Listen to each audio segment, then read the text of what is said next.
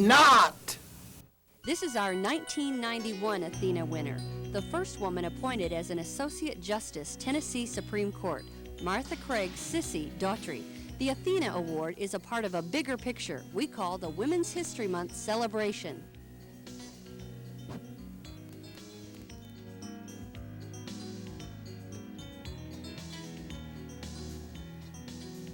This year, our projects included an outreach program chaired by Betsy Eakes to take last year's nominees into the area schools and let them tell their living version of women's history.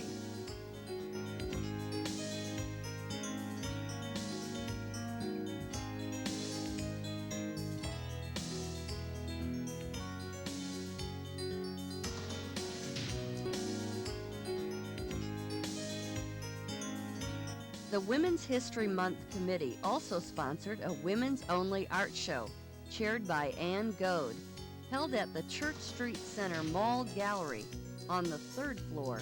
This show features 40 different women artists and will be on display until May 9th, 1992. It is free to the public.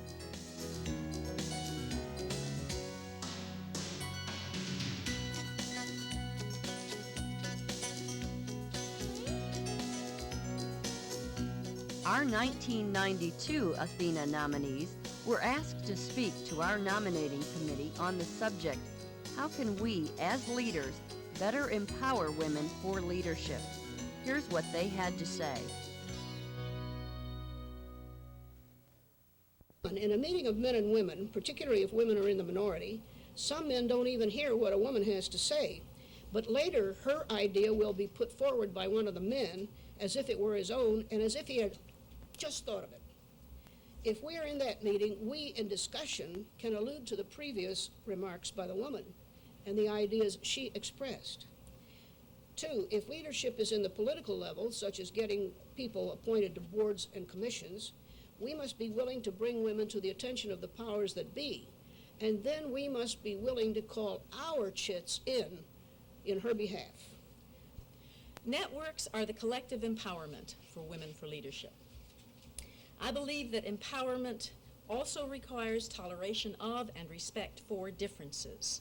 We may share a vision and we may share some of the goals, but we must find common ground and invest energy and material resources to these ends. We can better empower women for leadership by articulating the vision, working collectively towards shared goals while allowing space for differences. Ultimately, the test of our leadership is whether we leave behind in other women the conviction and the will to carry on. That's empowerment. Thank you. In 1954, I was appointed director of Title IX for the school system. Education at that time, we were pushing women, we were pushing youngsters that did not have adequate learning at home.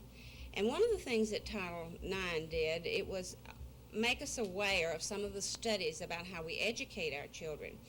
And it showed by authentic research that teachers are the world's worst about giving their time and attention to their male students as opposed to their female students. Believing in our dream until it becomes a reality. Success isn't just luck. It is the ability to dream, plan out our losses and pull victory from defeat. We must know that success comes from determination. When success comes, we must have the ability to recognize that we are successful. Too often we have been brought up as implementers rather than innovators, as followers rather than leaders. Too few of us have broken into the executive ranks, yet we have to break through those ranks. Let us influence our followers by using time prudently. be bold, think big. Being bold is the single most important characteristic for women to acquire in order to break the bonds of sexism. The fight is a big picture event, and a bold woman is the hardest role model for other women to find. After all, it's not an accident. Intimidation, subtle, sometimes brutal, intimidation is the tool of oppression. From domestic violence to rape, from gentle put-downs to low expectations, women across the centuries have been taught to stay in their place. It's time to shine the light on the talents and accomplishments of women, past and present, and to build a society that recognizes the rich benefits of diversity in all aspects of life and truly practices equality. What better symbol than Athena, a 40-foot golden goddess of courage and wisdom, to dramatize that story? Thank you very much.